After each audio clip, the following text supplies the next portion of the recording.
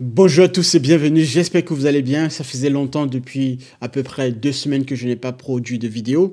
Et aujourd'hui, je suis ravi de vous avoir à nouveau pour un sujet très intéressant, très instructif qui va vous intéresser, je sais déjà, sur l'intelligence artificielle. Alors, pour celles et ceux qui me découvrent et qui se trouvent là pour la toute première fois, je m'appelle Gabriel, je suis SPIA et lorsque j'ai du temps, comme aujourd'hui, parce qu'au quotidien, évidemment, je travaille sur des projets intenses, donc faire des vidéos n'est pas mon travail en soi.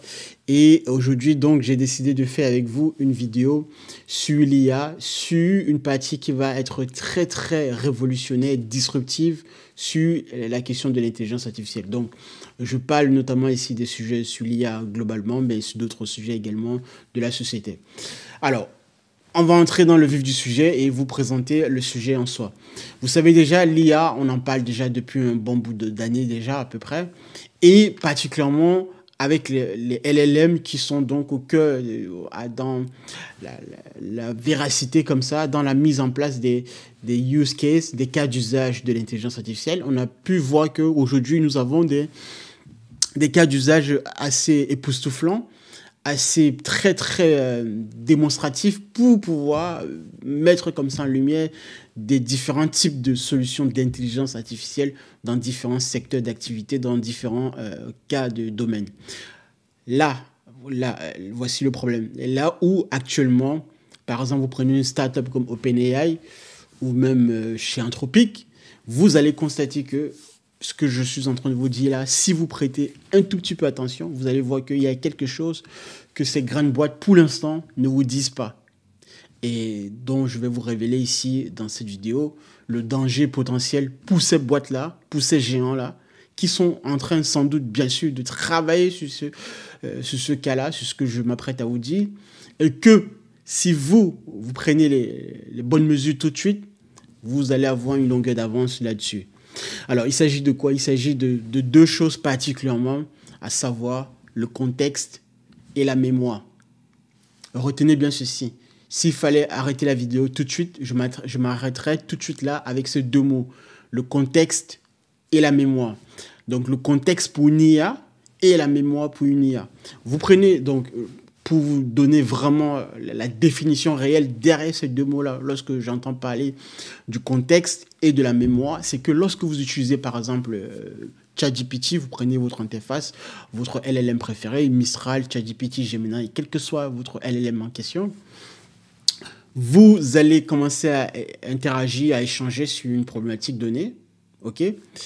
Durant un certain nombre d'échanges, lorsque vous allez commencer à atteindre la fenêtre de fond, on va dire la barre en toute fin de la discussion, de l'échange, de l'historique global, vous allez commencer à constater, si vous vraiment vous prêtez attention, vous allez commencer à constater que petit à petit, lorsque vous posez des questions à votre IA, elle devient parfois de temps en temps pas très claire, ou souvent, si vous reformulez la question différemment, le prompt différemment, vous allez voir une certaine forme de non-persistance, de non-consistance dans la réponse que l'IA vous donne.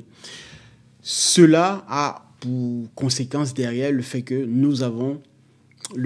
l'IA n'est plus capable, parce que vous avez fait un certain nombre d'échanges assez très longs, l'IA commence à perdre du contexte petit à petit. Et en plus de cela, si votre conversation, par exemple, vous commencez la conversation aujourd'hui, vous patientez 30 jours plus tard, vous revenez le 42e jour, etc., ou 30 jours et quelques jours en plus, vous allez remarquer que vous serez obligé de repréciser votre contexte pour que l'IA puisse vous donner une réponse fiable. Pourquoi? Parce que l'IA vient de perdre une partie de sa mémoire par rapport aux échanges que vous avez eus au préalable, par rapport au premier échange lancé. Ces deux notions-là sont très, très cruciales derrière pour les prochaines intelligences artificielles. Le contexte et la mémoire. Et pour celles et ceux qui voudraient se lancer aujourd'hui dans l'IA, oubliez des use cases purement calqués sur du ChatGPT, sur du Claude, sur du Mistral, etc. Non, vous ne pouvez pas répéter la même chose que ces grandes boîtes-là. Alors, si vous souhaitez innover, bien sûr, mais si vous voulez simplement faire du simple applicatif, donc faire des appels API, récupérer un modèle déjà existant et l'appliquer dans votre petit secteur de niche de domaine, pourquoi pas? Ok, dans ce cas-là, je vous recommanderais d'ailleurs d'utiliser ces modèles en question. Mais si vous voulez vraiment vous situer en avant-garde et aller de l'avant avec une innovation qui pourrait disrupter les prochaines intelligences artificielles, vous devez travailler absolument là sur ces deux notions en question, le contexte et la mémoire.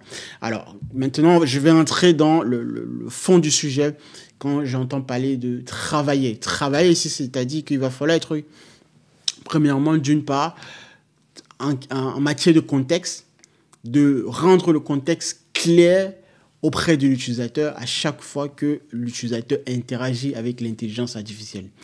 Alors, au quotidien, lorsque vous discutez avec, vous échangez ou tapez des prompts avec ces outils-là en question, ChatGPT, etc., vous n'avez pas... Alors, aujourd'hui, vous avez une petite fenêtre, un petit onglet qui vous montre la manière dont l'IA est en train de raisonner. C'est-à-dire le raisonnement que l'IA vous déroule, ok, mais vous n'avez pas le contexte derrière sur lequel l'IA s'est basée pour pouvoir raisonner, pour pouvoir apporter ce type de raisonnement. Donc, première chose, le contexte ici vous est caché en tant qu'utilisateur ou n'est pas rendu clair de la part d'un géant tel que OpenAI, etc. Ok, premier problème. Deuxième problème, la question de la mémoire dont je vous ai fait part tout à l'heure, c'est-à-dire que à un moment donné, après un long échange d'interaction avec l'IA, la capacité évidemment du modèle à récupérer, par exemple, les modèles classiques, c'était du 128 000 tokens. Donc, vous ne pouvez pas déjà dépasser cette taille de fenêtre. Mais outre cela, plus vous allez augmenter la taille de vos échanges avec l'IA, l'IA ne sera plus en mesure, à un moment donné, de revenir au tout premier échange parce que la mémoire étant assez très, très dense par rapport à ce qu'elle peut supporter.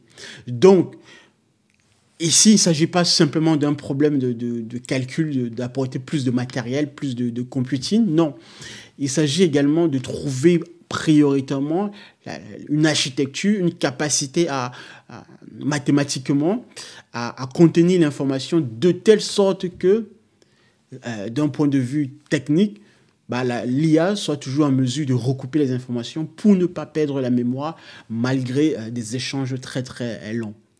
Voilà donc les deux aspects sur lesquels vous devez absolument vous intéresser et c'est très très puissant ce que je suis en train de vous dire là. Là, j'ai parlé peut-être pour celles et ceux qui sont dans le domaine de l'ingénierie, dans le domaine de la reconversion, qui voudraient se lancer dans l'IA véritablement comme étant une partie vraiment très très importante pour le métier. Maintenant, si je vous donne des use cases à partir de ce que je viens de vous dire là, vous allez mieux comprendre d'autant plus et cela fera beaucoup plus sens pour un bon nombre de personnes d'entre vous. C'est-à-dire que prenons par exemple, donc ChatGPT par exemple, puisqu'on va prendre c'est le mot valise, bien sûr, vous avez compris. Donc on peut citer bien évidemment d'autres IA en question. Ici, c'est que vous prenez les échanges que vous avez eu avec ChatGPT jusqu'ici, d'accord? Disons, par exemple, on va prendre un cas où il va falloir mettre sur pied un agent intelligent, un professeur virtuel, ok, un assistant virtuel dans le domaine, par exemple, de l'éducation scolaire, du soutien scolaire, ok. Lorsqu'on échange avec un humain, même un an plus tard, après avoir échangé, la capacité pour l'humain, c'est justement cette mémoire de rétention de l'information. Donc, si vous, par exemple, vous avez échangé avec votre professeur, donc professeur humain, sur vos problématiques, disons dans une matière donnée, en mathématiques, en français, en philosophie, un an plus tard, le professeur en question vous a tellement appris, entre guillemets, connaît vos faiblesses, il sait exactement où vous avez du mal à avancer, à progresser. Et donc, par conséquent, sur la base de ces informations-là, vous n'avez même pas, un an plus tard, besoin de réexpliquer à nouveau, souvent, vos faiblesses ou les obstacles que vous rencontrez dans une partie de la matière en question. Et donc, le professeur est capable de vous comprendre et vous dit ou de vous apporter des solutions sur telle partie du problème, sur telle notion, concept, etc. Maintenant, vous remplacez ce professeur humain par un assistant virtuel, toujours dans ce laps de temps, et d'autant plus dans un temps très, très extensif. On voudrait que l'IA se comporte de la même manière en ne perdant pas de contexte donné. Et ça, c'est très puissant pour les prochaines applications qui arrivent, parce que les prochaines applications qui arrivent, on va beaucoup plus communiquer maintenant avec de la conversation orale à orale. Donc, vous allez prononcer, parler oralement, et l'IA devrait, tel un humain, vous répondre également du tac au tac. Alors, pour intégrer cela, il y a encore des difficultés d'un point de vue technique, mais dans l'esprit du use case, du cas d'usage, c'est exactement ce dont on essaye de faire. Le problème, c'est que pour l'instant, lorsqu'on essaye de mettre cela en place, il y a donc ces deux problématiques que je vous ai citées, le contexte et la mémoire. Parce que pour que l'IA soit capable de vous répondre du tac au tac, en général, on va dire de l'ordre de 300 millisecondes à peu près. En tout cas, il ne faudrait pas que ça dépasse 500 millisecondes. Donc, pas plus d'une seconde. Sinon, ça ferait très robotique. Ça ferait exactement ce que nous avons pour l'instant aujourd'hui, des IA où vous posez une question, il y a un laps de temps qui s'écoule, et après, l'IA vous répond, et après, vous reposez une question. Donc, ça fait quand même c'est très lent et c'est très robotique. C'est pas très fluide en tout cas. Et ce dont je suis en train de vous parler là, c'est typiquement une interaction donc basée sur la manière dont nous communiquons au quotidien avec d'autres semblables, d'autres humains.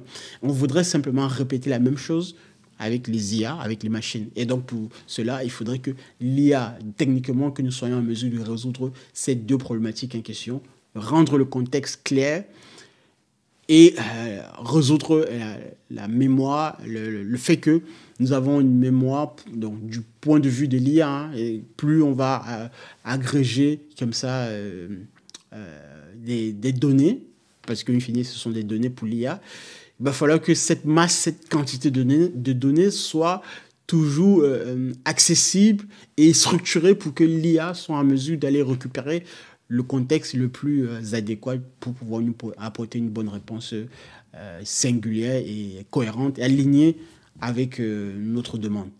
Voilà donc les enjeux actuellement que je voulais partager avec vous. Je vais m'arrêter là, mais c'est assez puissant.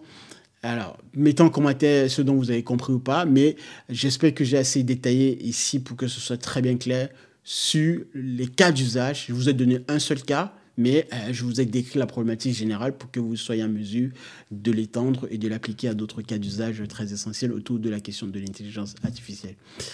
Restez concentrés, abonnez-vous et likez et partagez massivement cette vidéo. Je vous dis au revoir et merci de m'avoir suivi.